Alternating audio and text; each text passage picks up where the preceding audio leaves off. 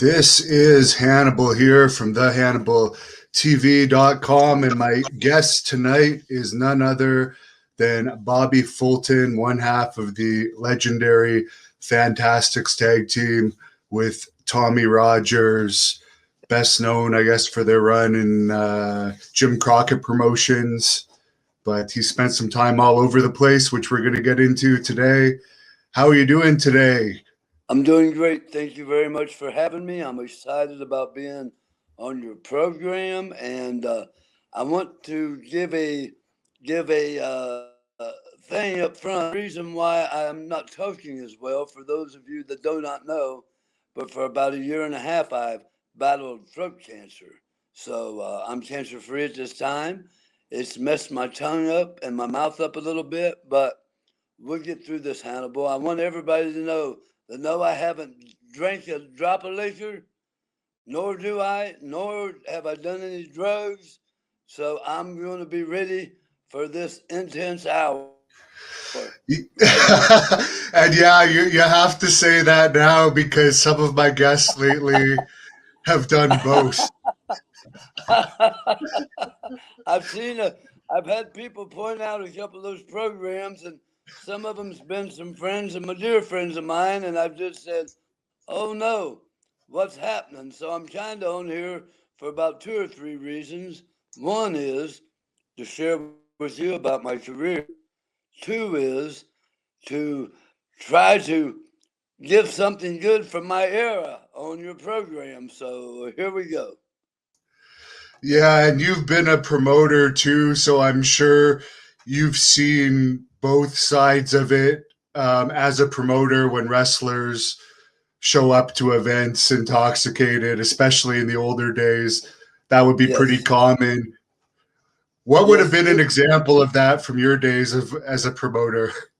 Well, as a matter of fact, I've had a couple of instances happen. One time in particular, God rest his soul, my dear friend Buddy Landell came to a show of mine in Southern Ohio. And when he showed up to the show, he was really, really well. I mean, he was ready to go. But he went and talked to some local folks and left the arena. And when he came back about 2 hours later, he could barely walk. My dad, because the Hills was in one dressing room and the Baby Faces was in another, my dad was pouring coffee down him, doing everything he could so that he could wrestle later the Junkyard Dog in the main event. Well, needless to say, we were barely able to usher Buddy out to the ring. Junkyard Dog wrestled him for about 3 minutes, pinned him 1, 2, 3, shrugged his shoulders and left. So it makes it tough when the guys are messed up, whether it be drugs and alcohol. And it wasn't very common, as a lot of people might think, for that to happen because, number one, it wasn't a hobby of ours, it was a living. So it was important for us to keep our jobs to feed our family. But it happened sometimes, and I'm not saying that drugs wasn't used or alcohol wasn't used, but if it was often, it was afterwards, after the events. John Falsetta is one of the fans watching right now. He says the Fantastics were great everywhere against everyone, and he wants to know who was your favorite promoter to work for and who was your favorite tag team to work against. Well, I appreciate the question. My favorite promoter, I would have had. I have a couple of them. One of them was Joe Blanchard in San Antonio, and that was pre-fantastic. He was a great promoter. He was an honest man. He was a good man. I'm not saying the rest of them wasn't honest, but I love Joe Blanchard. I loved also Paul Bosch in Houston, who was a great man. And as a matter of fact, I love Paul Bosch. Also, Jerry Jarrett, I liked him in Tennessee. Uh, they, you know, they Jerry Jarrett and them helped me, Superstar Bill Dundee, Jerry the King Lawler, when I was first starting. That was Memphis was the first territory I was ever a babyface. I'd always been a heel prior to that, and I enjoyed working for Stu Hart in Calgary, Alberta, Canada. I mean, it was a great place. It was a great place to learn, and Cowboy Bill Watts was the toughest of the promoters to work for because he pushed us to the limit, but it was good. I just seen Bill Dundee yesterday, and we talked about Cowboy Bill Watts and Grizzly Smith and how we were pushed and how the demands was upon us, but it was good because Bill Watts was able to take a group of rebels, more or less, men that were their own men, and form them into be some of the greatest wrestling on television, whether it was Mid-South or it was later UWF. So that would be my answer to that question. My favorite teams I've wrestled with, of course, everybody knows it's going to be Jim Cornette and the Midnight Express. Also, the Sheep Herders. I loved the feud with them, but I want everybody to keep in mind that we just didn't have great matches with the Midnight Express, but we had great matches with a lot of teams we wrestled. Whether it was the Midnight Express, both versions of with Chandri and Eaton and Cornette, and then Lane, Cornette and Eaton, and but we also had great matches with John Tatum and Jack Victory. We had great matches with Eric Embry and Frankie the Thumper Lancaster. We had great matches with Pat Rose and Tom Pritchard.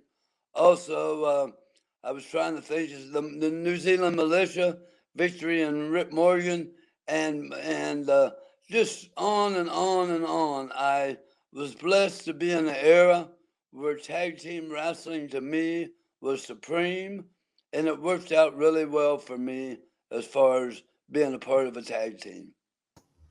You started wrestling at the age of 16. I started myself at 17, but what got you into wrestling at such a young age? Well, I'll tell you the truth, but when I was probably about 5 or 6 years old, I was walking in front of a television set. We only got three channels then. It was Channel 6 out of Columbus, Ohio, and I heard the pounding of something. And I stopped, and I heard the hitting of flesh and a small studio audience either cheering or booing, and the commentator speaking slowly but also describing what was going on. And it sounded like the greatest symphony I'd ever heard in my entire life. It was music, magic and music to my ears, and it stopped me in my tracks at 5 or 6. And I began to tell, and you can ask my brother George, who was Jackie Fulton, everybody from about that point on, when I grow up, I'm going to be a professional wrestler. Then I discovered the magazines at the drugstore stand, and I would buy the wrestling magazines because there was no internet. And I read and learned about wrestlers, not only wrestling out of the Detroit, Michigan territory, but also the wrestlers that wrestled worldwide, whether it was Bruno Sammartino on the East Coast or Pat Patterson and them on the West Coast. And it was just a great time because there were so many territories, so many wrestlers, and it really helped me learn geography because then I should learn where they were and what city and towns and stuff like that. So I fell in love with wrestling at the age of 5 or 6. And yes, I started setting up the rings for a promoter here out of Ohio that worked for a guy called Al Haft, and who ran shows with Al but broke in through Al. And Leon Graham, it was Hank and Roger Vest. Roger was the son, and I would set the rings up for him. And it was different, Hannibal, then. They never spoke out of school. They didn't smart me up to the business. They kayfabed me totally. I wasn't allowed in the dressing room, although I was with the ring. They wouldn't allow me to be there, be in the dressing room. They didn't talk out of school to us. They took care of the business. And I feel that's really missing today so much in professional wrestling. It took away the magic. Sorry to babble on with that. Yeah, there isn't as much dues that you had to pay, and the training's a lot easier now if someone has the money they'll train you and they won't necessarily test your toughness before teaching you. Like I'm sure you were tested. Could you tell us a little bit about what your Well, training was like? well, there was no schools in wrestling. It was on the job training, and you wasn't welcomed in the wrestling business. To be honest with you, you were an outsider, and they didn't like it. So I had no real prior training. The only prior training I had was once we'd set the ring up, Hannibal. Maybe we had about 30 minutes to roll around in the ring and wrestle. My school, my high school, Southeastern High School in Richmondale, Ohio, didn't have a wrestling program. They had just started their football program. They had an outstanding basketball program, but no wrestling program. So I had no amateur background training as far as that goes. I learned on the job. I was stretched some, yes. And I wasn't going to quit for nothing. I told my father on the way to my first match, I said, Dad, I don't know how fixed this is or what, but I said, if it is, and I used to fight when I was a young boy, street fight. I love to fight. And I told him, I said, if it's not on the up and up, I'm not going to do it. He said, son, if it's not real, there's more reason to do it. You'll last longer in it. So I, uh, I went into it not really knowing. Like I said, they never smartened us up to nothing, nothing, nothing. As a matter of fact, jumping ahead, and I won't do this, but Nick Goulas, when he met me and Eric Embry, he said, "You boys are what we call jabronis," and I elbowed Eric like that was a compliment. We didn't know the lingo and stuff. And plus, like you said about the schools and stuff today, I asked the people, the training people, where have you been? What have you done? And most of the time, the guys say, well, I wrestled around here about for the past 15 years. Well, how many matches have you had? We got a real watered down version of professional wrestling, Hannibal, and it's a real problem in the wrestling industry today. There's a fan on here that wants to know more about what Missy Hyatt was like when you were working with John Tatum. What was she like? Yes. She slapped my face off of me because she didn't know it works, I don't guess.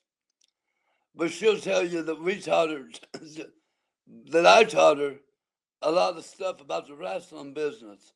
That's where she learned about it, was in the matches with us, whether it was with, and I forgot to mention earlier, I love the matches we had with Hot Stuff, Eddie Gilbert, and Sting. And there's probably some others, pardon me, that I failed to mention that I loved working with. But Missy Hyatt, shoot, she slapped it off. But I took it because you know what? It was part of the business. And when me and Tommy Rogers, what had happened the first time we ever seen Missy Hyatt, we were working for Bill Watts. And Ken Mantell asked us, said, can you guys come over here and work the Cotton Bowl? And we'll bring you in and fly you out so you can make your night show for Bill in Baton Rouge. And we said, well, as long as you can get us in and out, we'll come over. So we flew into Dallas. We went into the Cotton Bowl, and we never heard of Missy Hyatt before in our lives. And because we were working 8, 9 days a week, and 9 times a week over in Mid-South. And we got in the car from the airport, got dressed at the building as quickly as possible, was ushered out to the ring, and I'm telling you something, me and Tommy's mouth flew open because, man, she was hot.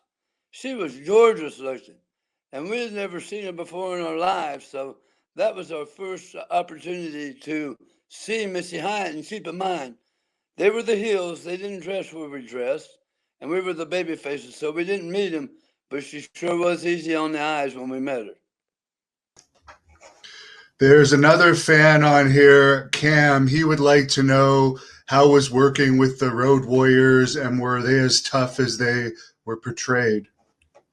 Well, here's my story on the Road Warriors. Back years ago, Jerry Jarrett was going to take the territory from Jerry Lawler in Memphis.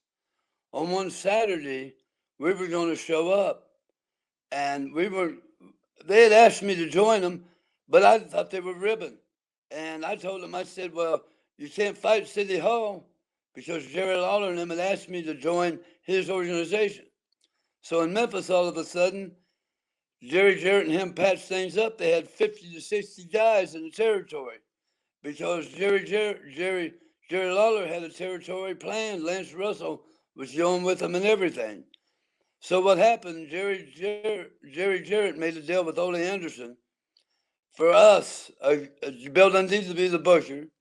For me, Terry Taylor were the fantastic ones. Adrian Street, Norman Frederick Charles, Toto Ware, and King Charles Fergie. He became the king, and we all,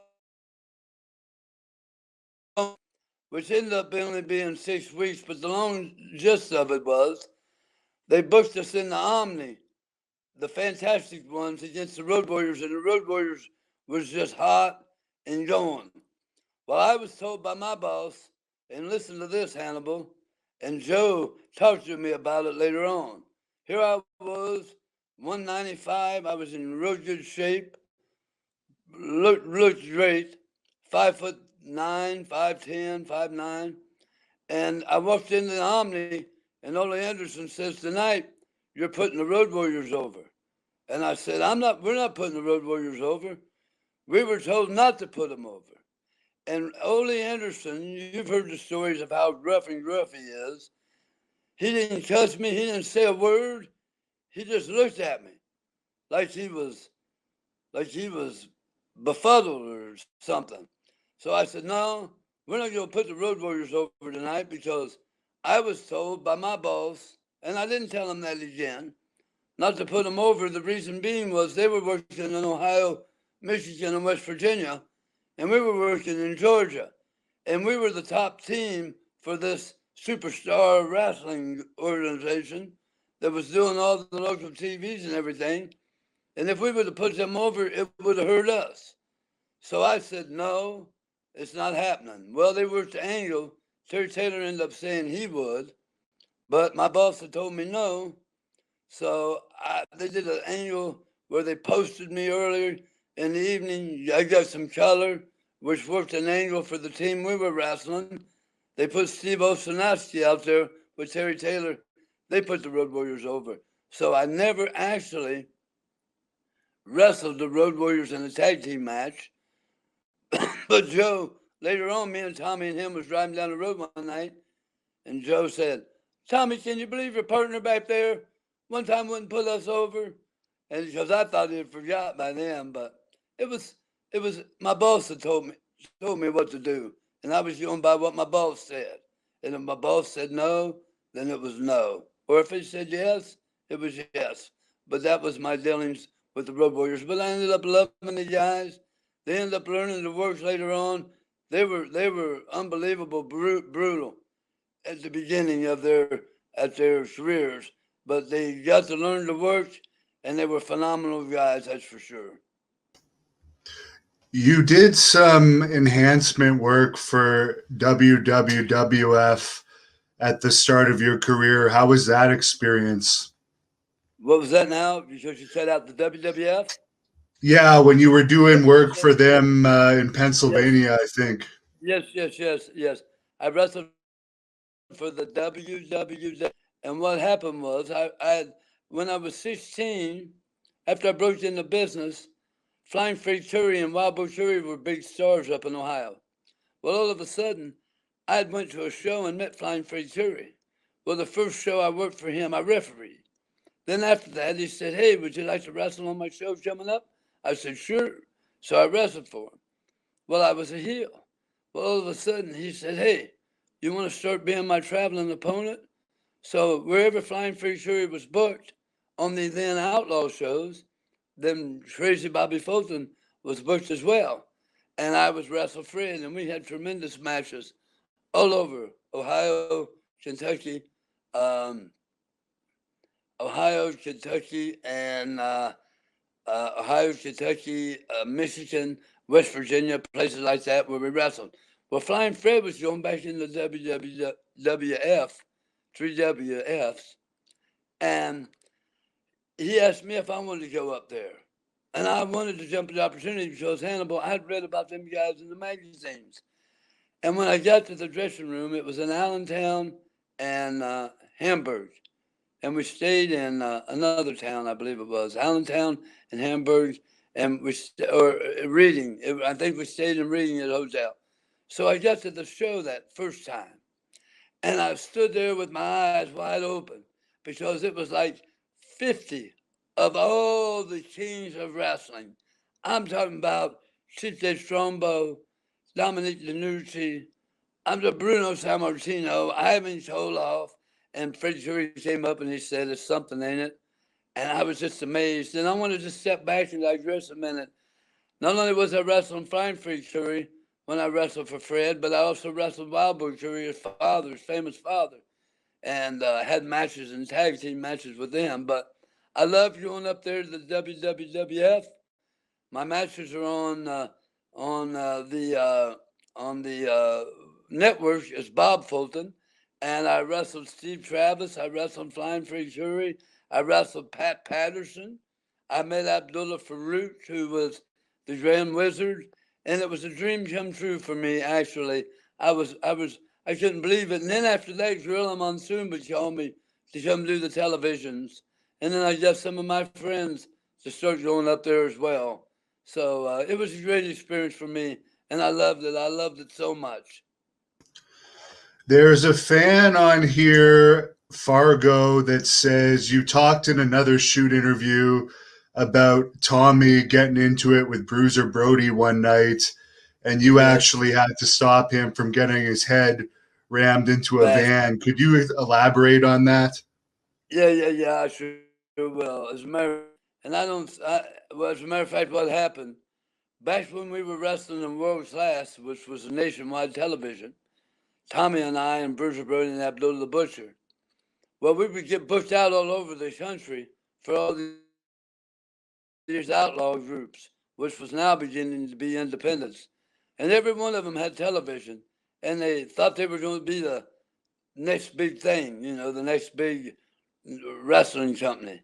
So we were at one in New Jersey, and every one of them, you'd get there 11 in the morning, and we never heard of that because we always got the wrestling shows an hour before. It wasn't any getting into these shows early, but we get there at 11 or 12, and then we'd be there all night doing 3 and 4 TV tapings for these promoters. And what it would be Brody and Abdullah on top. We would be right underneath them as the Fantastics, and we would wrestle a local tag team. Well, on this night, we were ready to get out of there, and Bruiser Brody was too.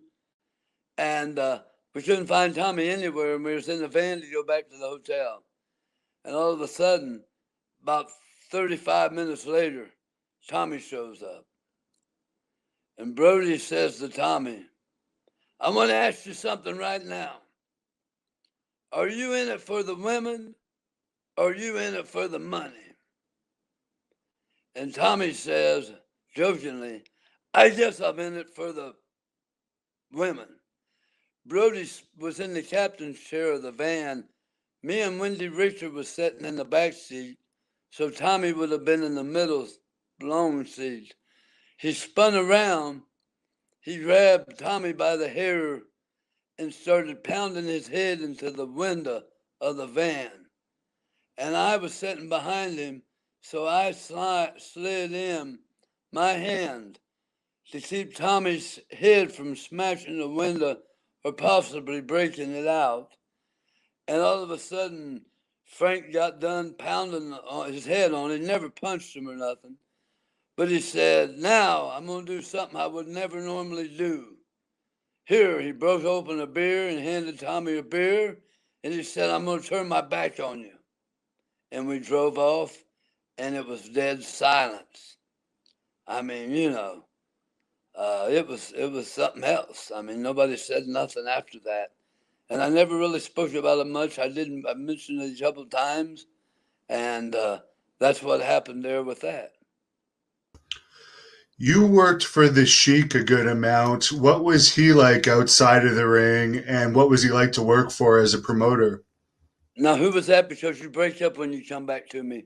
When you get ready to talk, for some reason you Okay, break I'll up. wait a few seconds next time. But the original Yes. Sheik, Oh, what was he like to work for? oh, I was a big fan of the original Sheik growing up here in Columbus, Philadelphia, Ohio. I loved him. I loved him and so many of the other guys.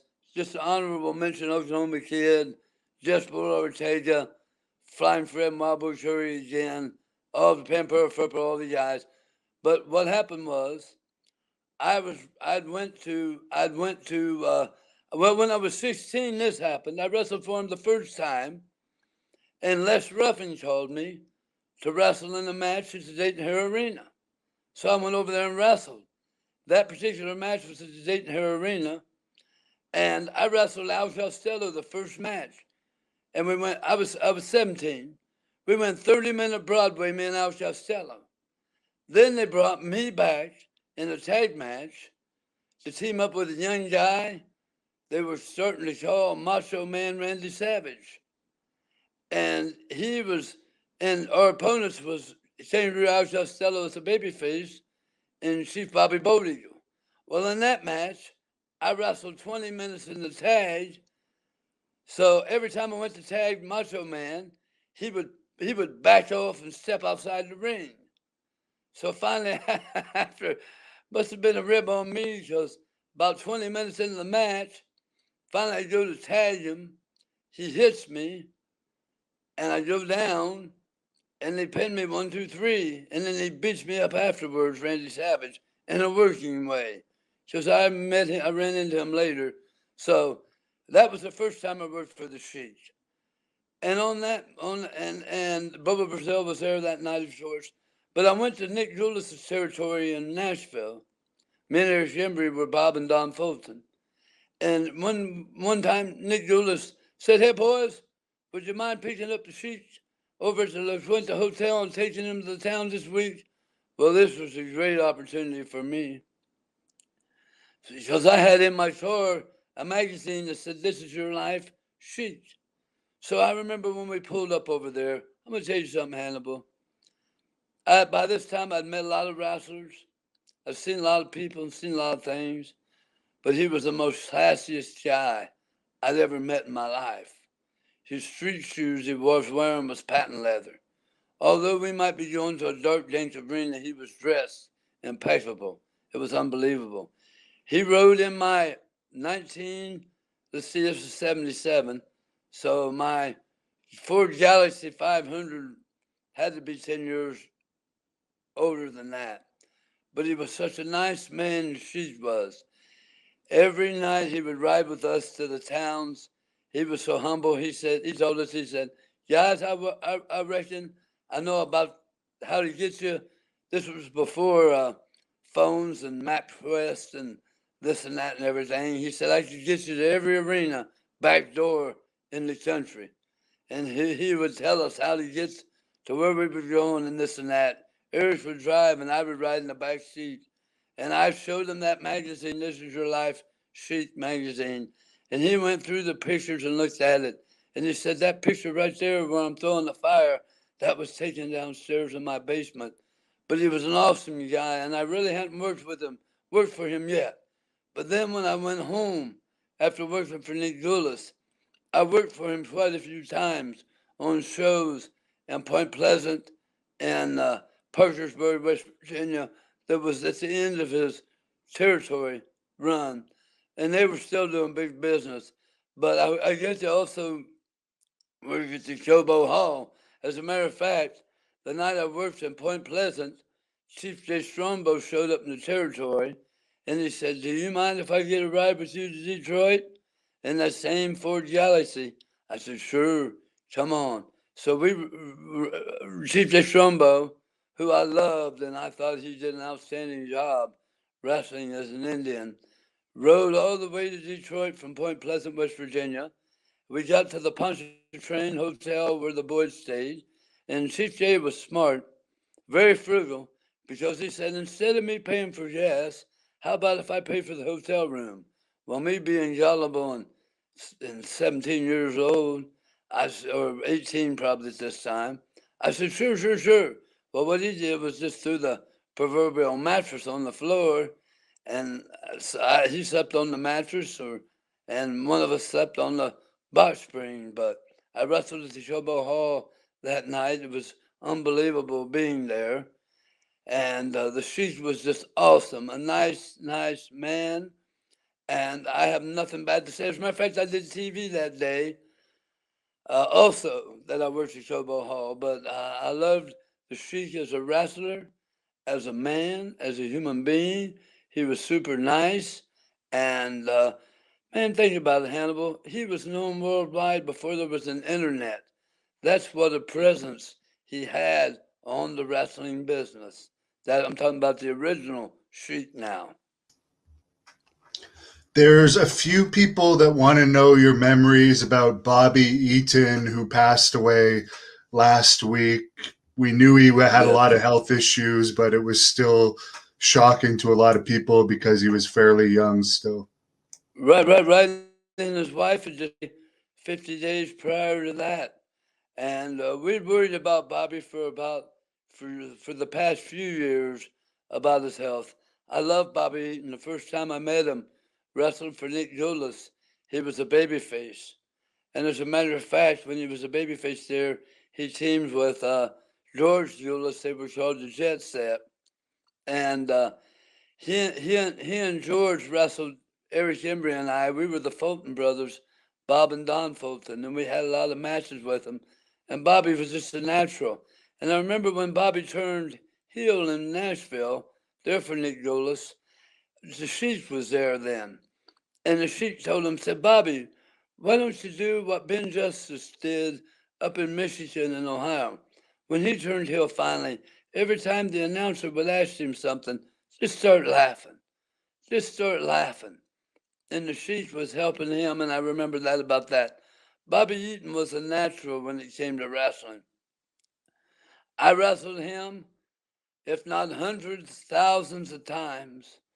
Bobby was phenomenal in the ring, but as much as he was phenomenal in the ring, he was a great person on the outside. I just spent yesterday with Bill Dundee, Friday with Bill Dundee all day. I drove all the way back from Memphis yesterday. I drove all the way, and I told Bill, I said, Bill, I never heard Bobby shout, get mad, or anything like that. He was nothing but kind to everybody. And he was a loving, lovable guy. And he was a giving and a caring guy. I'll never forget, I was never good at drop kicks. I happened to team with guys that had the best drop kicks in the business, one being Tommy Rogers of the Fantastics, and later on of the new Fantastics, my brother George Hines, Jackie Fulton, who had one of the best drop kicks in the business. But I didn't have a real good drop kick. And I remember Bobby trying to teach me when I worked for Jarrett. He'd say, bail me, Bobby, across the ring, take off running and drop kick him. And I'd drop kick him so hard, Hannibal, I'd about knock him through the ropes. I mean, he couldn't really take a professional looking bump, but he helped me in the ring. He gave me boots. There's a pair of trunks that I just signed a picture for. It says BF on them, and they're red and blue. But those really said BE, and I cut the little line off of the E and made him say BF. He gave me trunks. I love Bobby Eaton. It broke my heart when he died. I can't begin to tell you how much it bothered me because it was unexpected. And we lost so many unexpectedly, especially recently, to go and pass away. So, but Bobby Eaton, of course, he'll live forever in our minds and our hearts. And one of the great good guys of the wrestling business, Hannibal, Bobby Eaton. Now, of course, you also worked in Puerto Rico. How was your experience working for Carlos Colon up there? A lot of people had pay issues over the years. but you were there during its peak years, so hopefully you didn't have Right, those right, issues. right. Well, I had a few experiences over in Puerto Rico. I had the experiences when we wrestled in the peak years. They just bring us in, Tommy and I, for the weekends. I never worked it full time.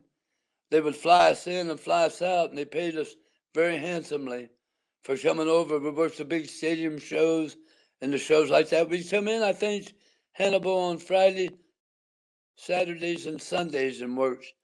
And we would come in from, I can't remember what territory we were wrestling for then, but they would let us go and go there and this and that. And we always got paid good money. We had great matches with whoever we wrestled. And then as that went on, this and that, and had great matches in Puerto Rico, and we got paid fairly and squarely. Was treated really nice. And then Bruiser Brody got killed over there. And then Tommy Rogers told me, he said, Bobby, I'm not going back ever to Puerto Rico. And Tommy was starting to slow his schedule down a lot then anyway. He's got a job with Coca-Cola in Florida, was trying to put his first marriage back together. And that's when I was trying to bring my brother along with me some. So I told him, I said, Tommy, if you're not going to go, I knew Bruiser Brody enough to know that if I was killed in Puerto Rico, Bruiser Brody would still work there. And I believe that, Hannibal. And I knew Bruiser Brody really well, going back to an incident in San Antonio where I found out by reading a book by Larry Matizak that he quit Joe Blanchard because Frank was mad because I made the same amount of money he made on a show. So I told Tommy, I'm going back to Puerto Rico. And we started going with Dick Murdoch was booking. But the eerie thing of it was, when I first went back to Puerto Rico, after Frank had been killed, and I love I love Bruiser Brody. I loved him. And when we landed in Puerto Rico, me and my brother, the strangest thing was when we got to the hotel phone rang. And I answered the phone, and all of a sudden it was this phone call. Amigo. I said, yes.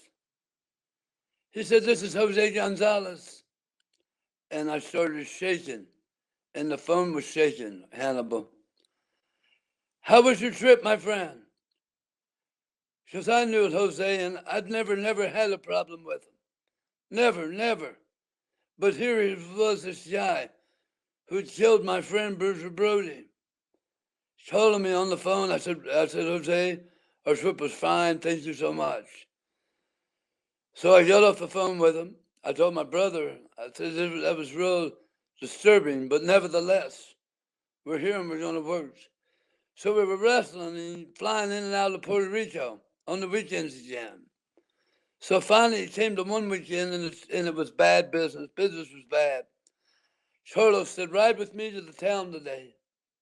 And I said, Carlos, your business is bad. The 1-2 things that you have here is you and Jose that's never really wrestled each other. And as we went to the town, I laid out a program for him and Jose to do. So I said, the people believe in you and they believe in Jose.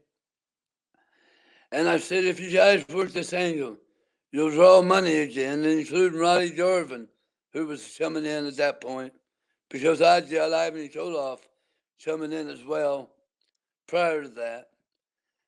And he said, all right. Well, the bad thing of it was, the last night, the Sunday night, they were supposed to pick us up. They didn't pick us up at the hotel. The Hills had told us to get in the car, and I said, no, I'm not riding with the Hills. Somebody will pick us up. No one picked us up. We never got paid for that weekend, and what was strange was, on the way to the town, and you could ask my brother George, Jackie Fulton, Carlos said, if I do this annual, Bobby, I'm bringing you in for a big payoff. I said, fine. Well, we didn't get paid for that weekend. Months later, I asked Ronnie Garvin how was business in Puerto Rico.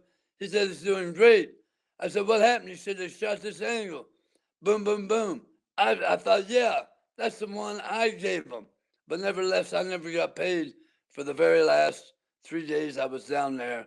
And so it was that I got screwed out of that. I got screwed out of the big payday and I was using that angle because I'd seen Jerry Lawler and Dutch Mantell do it in Memphis, and both of them stayed babyface, and they drew big money all over the territory, and I knew they could work down there with them. So that was my Puerto Rico experience. A fan on here, Rick Brooks, has a bit of an unusual question for you. He wants to know if you have any memories of the Hells Angels, Chris Colt and Ron Oh Dupree. yes, yes. I grew up a big tag team. As a matter of fact, the California Hells Angels. I remember talking to a neighborhood girl when I was 6 or 7, 8 years old, talking about because the Hells Angels. I mean, I know they're a big biker group now, but it seemed like they were more prevalent because back then the movies was out, the Hells Angels and bikers, and people was afraid of them. And we didn't see them all the time because we didn't have cable television, and number two, we didn't have the internet. So the California Hells Angels, I loved watching them wrestle in the ring. Ronnie Dupree and Christopher Schultz. I never got a chance to meet neither one of them. I would have loved to. And Trish Schultz, as a matter of fact, I met a lot of people that wrestled him. In Hannibal, they told me that he was, and I should see he was a great wrestler. But they said when he was straight, not smoking dope, or on drugs or drinking, he could barely work. But you send him out the ring, high as a Georgia pine, he could have what some people would quote as 5 and 6 star matches, and he was just phenomenal as far as taking bumps and stuff like that. Trish Rope was great. Was great. And in his later years, he became a gay porn star, apparently. Yes, and he was also a German apparently for a while wrestling. Chris Von Colt, and he went out to Portland and wrestled, and this and that. So, but he was phenomenal in the ring, and even back then we knew he was gay. I mean, I was a kid, but when I broke into business, and you know what, Hannibal, when we knew who was gay and who wasn't, we didn't talk about that stuff.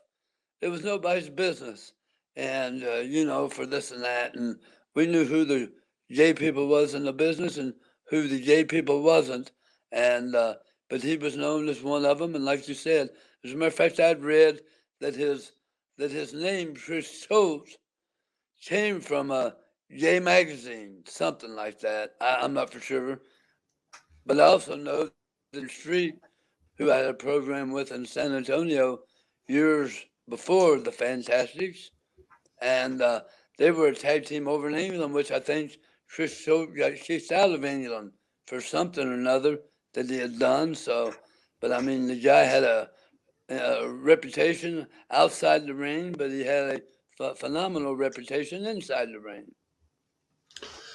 Now, you were part of the Fantastics. Obviously, the girls loved you guys, and you Yes. also worked in a lot of the territories that were known for having groupies.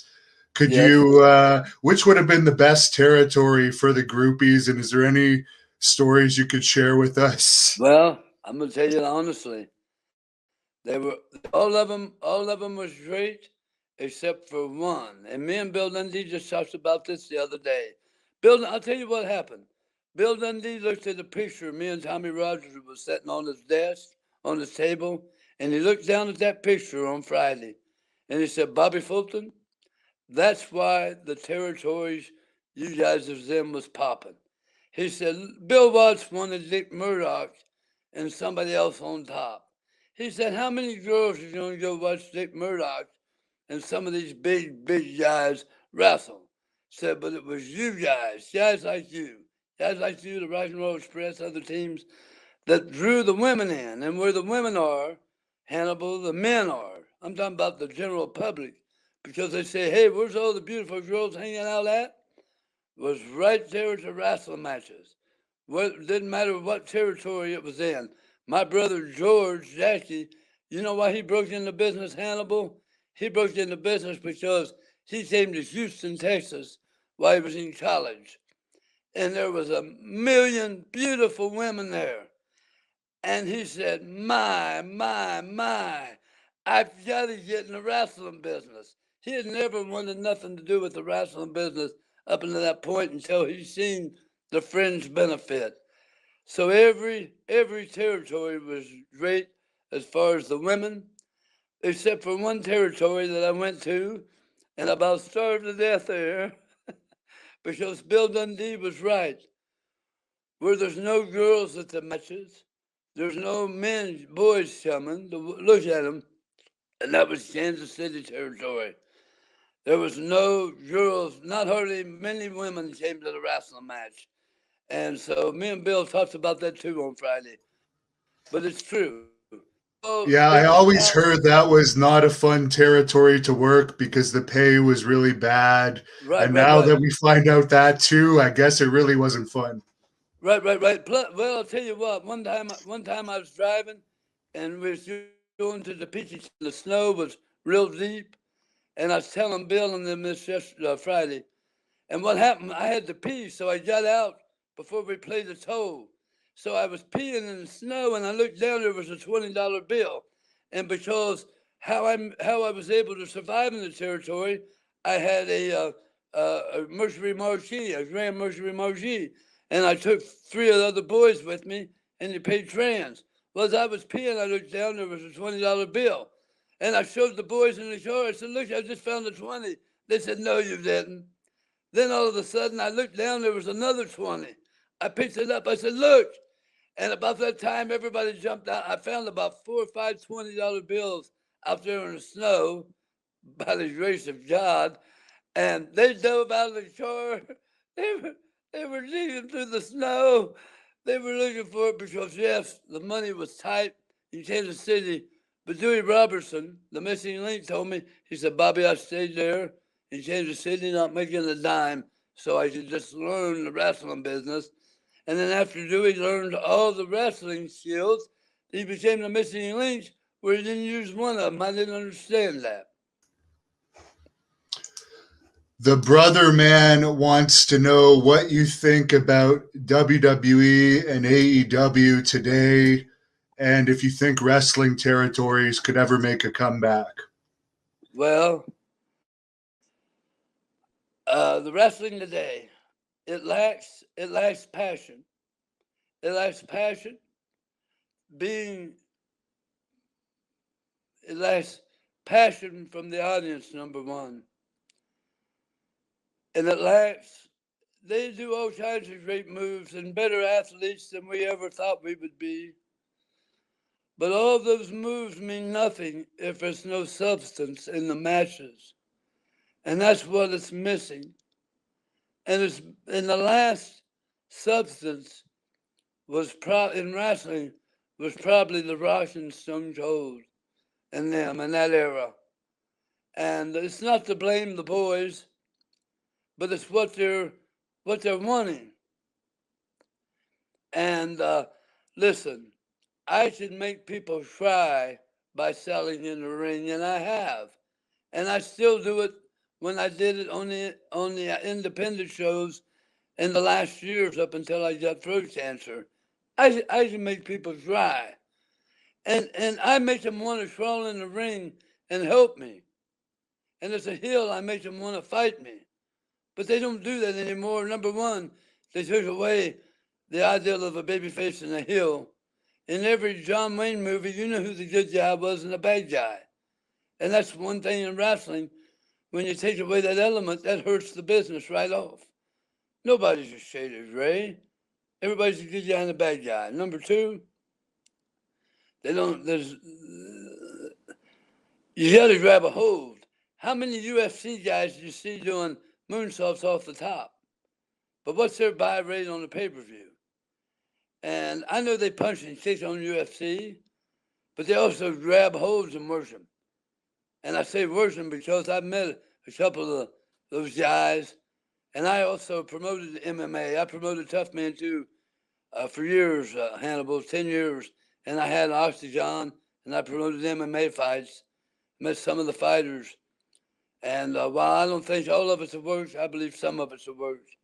And I'm not insulting nobody, but I'm just telling you, the UFC hijacked the wrestling business, MMA did. So there you go. I think it lacks as far as passion to get the people to really care about somebody. It's not there anymore, and it needs to be there. The aim needs to be. They need interviews, and another thing they need to do: go back to helping these local towns and cities raise money. It was one of the pluses in every territory we wrestled in that we would go to high school. We'd be in a major coliseum one night, be in a high school the next, raising money for the local uh, uh, band boosters or whatever that would be. And I think that needs to be back in wrestling. I think that wrestling should be, if it should happen, I think it should if it's done right, but never has the money or the brains been met. Once that's done, some good old fashioned professional wrestling at its best. The promos overall are better in MMA these days too, I find. The what now? The promos, like the wrestler or the fighters on the mic in Yes, MMA are a lot better than most of the wrestlers these days. it's believable, and that's what's lacking in wrestling. Listen, when I go to a magic show, I don't want to see them tell me how he done the tricks. When I take my kids to see Santa Claus, if I would have, I don't want to see a guy sitting up there in a pair of blue jeans, skinny, not with a beard and a red suit. So why, oh why, oh why must we insist to continue to convince the people that wrestling is fake and a work, and that now they're taking bumps on the edge of the ring, on the aprons of the ring where it makes no noise, where it just cripples them. Man, Bill Dundee looked at me the other day at 60. He said, Bobby, I told you you quit taking all them bumps. He said, look at you. But look, I get slowly around to 60, plus I fought through the cancer and everything. But some of these guys, if they live to be 60, aren't going to be walking. And I hate it for them.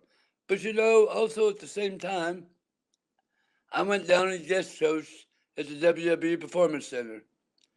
And I loved it down there. And they're training them all the right way and this and that. So I don't know what they're trying to do with wrestling today. They're trying to reinvent the wheel, and as Bill Lindsay told me too, it doesn't need reinvented. Just go with what was there and use it.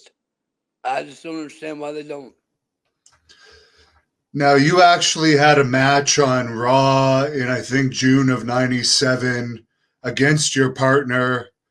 Right. How did that whole situation happen? And was there originally going to be more to it, or what was the whole deal there? No, I was running my tough business then. I was making lots of money, more money than I could ever make in the wrestling business. And I was not taking any bumps. I love the wrestling business, mind you, but it was a source of revenue. And I wasn't interested in wrestling, and I would only wrestle every once in a while for the fun of it.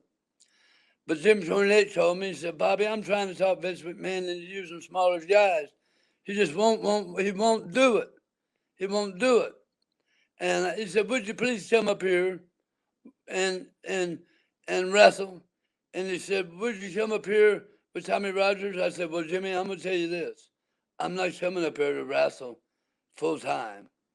And I'm not coming up there to team with Tommy Rogers. But I'll wrestle Tommy. And we'll do it once. And Vince can look. And if it's something that he likes to do, then your door will be open to bring in smaller guys. So we went up there and we wrestled that night. I knew it was a one and done deal because I wasn't interested. I had short, dark hair, just like I got now.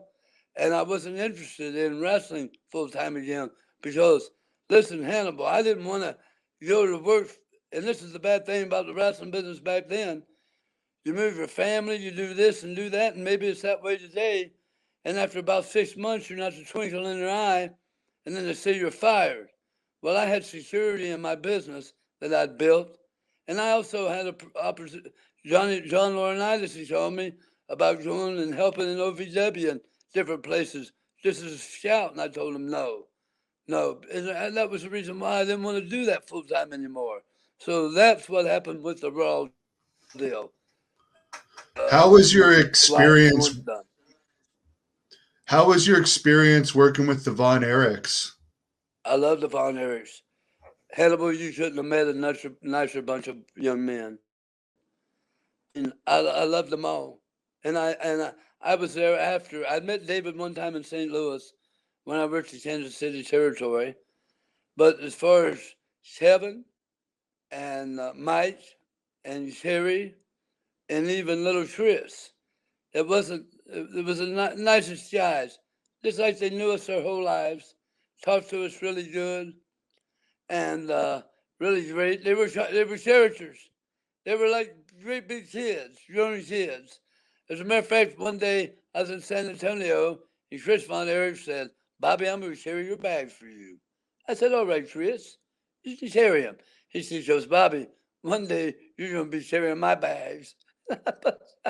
I bust out laughing and everything, but I was there when Mike killed himself, and what was ironic about that was Hannibal was just a couple of days before we were in a high school gym doing one of those fundraisers, and there was a roll of tape there on the floor from the high school, and Mike Von Erich said, "Oh, I ain't gonna take that tape. I ain't gonna use it because to me that'd be stealing. I don't want to do nothing wrong." And all of a sudden, 2 or 3 days later, he's missing. And then we find out he zipped himself up in a sleeping bag and took a bunch of pills and ended his sickness, which I was there when he had the sickness, the I can't remember what the name of it was, but toxic shock syndrome. And he was frail and he tried to come back to wrestling. I don't think Mike ever wanted to be a wrestler. And I was there and I teamed with the Von Erichs and I was loved it. I was in 6-man tags with them and this and that. And Kevin said, "We always liked asking Bobby Fulton to come and be a part of our 6-man tag matches whenever they needed me and everything." So it was a great experience. And Hannibal, I'm going to tell you something. We were the WWE in world class, going worldwide before the WWE, because we went to Israel and wrestled. We went to Lynn, Massachusetts, and sold it out. I remember going to Chicago to the airport when I was in WCW, and people knew me, and I'm not just saying it. At the airport before they knew the rest of the boys that was the WCW. Why? Because of world class wrestling. And they told me that. World class was strong and it was powerful and it was worldwide. We even had people from Japan come over and do videos for the local TV stations in Japan before we even went to Japan because of world class wrestling television. So it was powerful, very powerful. But as far as the Von Erich boys, I love the Von Erich boys, and tragedy what happened to the family. Just a couple more fan questions I'll ask here to wind it Yes, down. Pat yes, wants sir. to know, of all the titles that you held, which title had the most value to you? The titles, the titles. Well, I had my first championship that I held after wrestling full time was the USA Junior Heavyweight title in San Antonio. And that means a lot to me because that was the first place that I got a break, a push. Hannibal, when I walked in the San Antonio office, I had been training, I'd been working in Memphis. I walked in the office and Joe Blanchard, I met a lady by the name of Renee Johnson, who was the secretary. But Joe Blanchard had come out of a little makeshift gym there at the office, sweating like a dog. He was tripled up from a car race he'd been in. He told me that night, told me that day, he said, "Listen, son, when the promoter meets a wrestler, he either sees little money, big money, or no money." Now, I didn't understand what he meant by saying that, but that night I wrestled the first match of the show, and he paid every night. That first match, he paid me, the first match of the show, he paid me $400 cash in 1983. That's like $1,200, $1,500 in today's money. Should you imagine that? But I love that title because me and Eric Embry had, and me and Adrian Street had my first angels and stuff that I worked with, and this and that. I love that title. But all the tag team titles we held, Tommy and I held, whether it was World Class, Mid South, UWF, Tennessee titles, the belts, which we stole them from Jerry Jarrett because he had our money, and we took them titles. And I ended up trading them to a guy who ended up making belts, Jamar, who ended up making belts for the UFC because I gave him them belts and he learned how to make those Reggie Park belts from the plates that I had on those. So those belts meant a lot. The NWA United States title, who don't like the NWA? If you're a wrestling fan, been alive as long as I did, at one time I was part of the NWA wrestlers and we ruled the world. The WWF was just a regional territory, and so was the AWA. But the NWA National Wrestling Alliance was worldwide back then, so those belts meant a lot to me.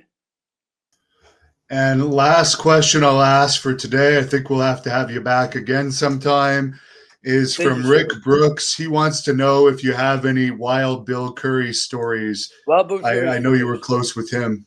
Wild Bill Curry stories. Wild Bill Curry stories. Wild Bill Curry told me riding down the road one day, he said, Ernie the Big Cat Lad is just like a son to me, and I'm like a father to him. And later I get to wrestle Ernie the Big Cat Lad. And as a matter of fact, Paul Bosch gave me a book that Paul Bosch had written. And he said this in the book, he wrote it to me. He said, Bobby Fulton, whenever you write down the list of men that's most proudest of you and your accomplishments in wrestling, he said, would you put my name right down under Wild Bill Curry? And that meant so much to me because Fred Curry and Wild Bill Curry, well, Fred Curry especially was a mentor, but here was Wild Bill Curry, one of the meanest, toughest guys. But one night on a Thanksgiving night, I told you I was always a heel in my early career. I was wrestling a tag team match against Wild Bill and Flying Fred. And what the deal was, Flying Fred would get the heat on him, and then Bull would be standing over there mean looking, waiting for the hot tag, and he'd come in, he's in the house. I was Thanksgiving night. It was sold out show. Well, they made that comeback. Wild Bill Curry did. He knocked me out of the ring. He came out, hit me with a chair, and Hannibal, if I'm lying, I'm flying, and I don't have any wings on. Everybody in the building picked up their chairs and started throwing them at me. So here I am laying there selling. Fred Curry and Bull Curry's in the ring. The whole building's going nuts. They had that much magnetism to them. It was just magical how they were. I loved Wild Bull Curry. I shouldn't believe him. I remember one time in the dressing room, he told me, he said, I'm the same age as Lou Thesz. He said, and I've got one picture of him in the dressing room. Back then, you wasn't allowed to be a mark in the dressing room, but I'd had a little Instamatic camera, not Polaroid, but I had to get it developed. And he took a picture, which I still have the picture, but you could tell he's kind of didn't like it that I was taking one. One of the boys taking a picture of him, but I can't remember what I was getting ready to say there about him, but what I was getting ready to say was that he was a great guy, Wild Bill Curry. He was so believable. People believed in him. And that's what's missing in the business too. Guys that look like him, everybody looks the same. But take a guy like Wild Bill Curry, stick him out there, and he'll get noticed. Is there anything you'd like to plug before we wrap it up here? I know you still are doing lots of stuff online, and you're doing appearances here and there as well. Yes, yes, sir. I was in Charlotte a couple of weeks back. Tommy Rogers and I was honored at the gathering, which I think me and you talked a little bit about. That's an event you might want to come to next year. There's a lot of the boys there, and it was a tremendous turnout. As a matter of fact, Bobby Eaton was supposed to have been there, but of course he was sick still, and then showed up. My son and I have a business, Big Time Collectibles, that we do virtual sales and this and that and everything. But you know, I'll probably never wrestle again. I say that I'm getting shoulder surgery. I was supposed to have shoulder surgery before I found out I had throat cancer. Shows I can't move my right arm very much at all. But I'm getting that this Christmas, and never say never, right? I love the wrestling business, when I didn't wrestle no more, I could still go out there with guys. If I was wrestling Chase Stevens or somebody knew what they was doing, I could go out there and still get the job done. But I still want to go out and make personal appearances, like you said. I love the fans. I love the business. I love seeing all the boys, and I just love still being a part of it. What it can be, the professional wrestling business. Thank you for watching the Hannibal TV. Please like this video if you enjoyed it and click the subscribe button to not miss any of our latest shoot interviews, match videos, or news updates. Support us on patreon.com for $1.99 a month to watch our full shoot interviews ad-free and help our channel grow. Follow us on Twitter at the Hannibal TV for instant updates.